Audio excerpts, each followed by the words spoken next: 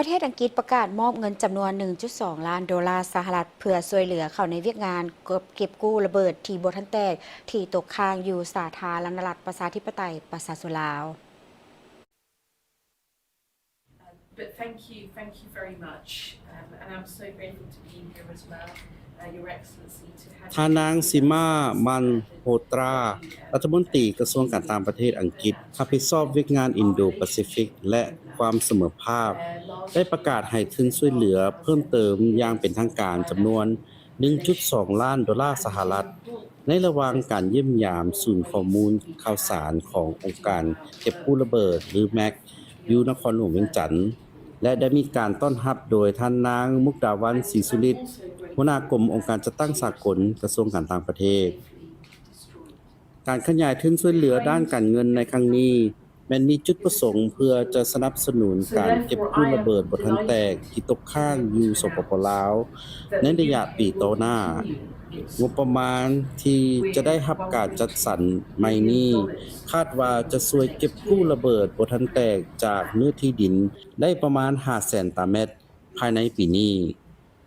นอกจากนี้โครงการดังกล่าวจะจัดกิจกรรมศึกษาอบรมความเสี่ยงจากระเบิดบ่ทันแตกให้แก่ประชาชนที่อยู่ในพื้นที่เป้าหมายหลายกว่า 200,000 คนและจะเริ่มการโฆษณาเผยแพร่ความปลอดภัยผ่านสื่อมวลชนเป็นครั้งทำอิฐซึ่งคาดว่าจะเข้าถึงประชาชนได้ถึง 450,000 คน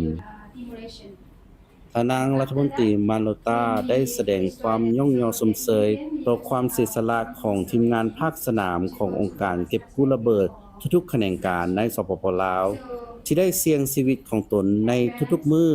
พร้อมทั้งเน้นหนักในการเฮ็ดให้เนื้อที่ดินที่มีความปลอดภัยในขณะที่สปป.ลาวความกล้าเกี่ยมความพร้อมเพื่อหลุดพ้นออกจากสถานภาพประเทศด้อยพัฒนาประเทศอังกฤษยังคงเป็นหนึ่งในผู้ร่วม2ฝ่ายที่ให้ทุนช่วยเหลือล่าใหญ่ที่สุดแก่สปป.ลาวในเวียกงานเก็บกู้ระเบิดบ่ทันแตกโดยได้สนองทุนช่วยเหลือไปแล้วหลายกว่า22ล้านดอลลาร์สหรัฐนับตั้งแต่ปี 2016 เป็นต้นมาโดยผ่านการร่วมมือกับบรรดาองค์การจัดตั้งของอังกฤษเช่นองค์การเก็บกู้ระเบิดและองค์การ Hello Trust 2ฝ่ายได้ร่วมกันเก็บกู้ระเบิดอยู่เนื้อที่ดินไปแล้วหลายกว่า22ล้านตารางเมตร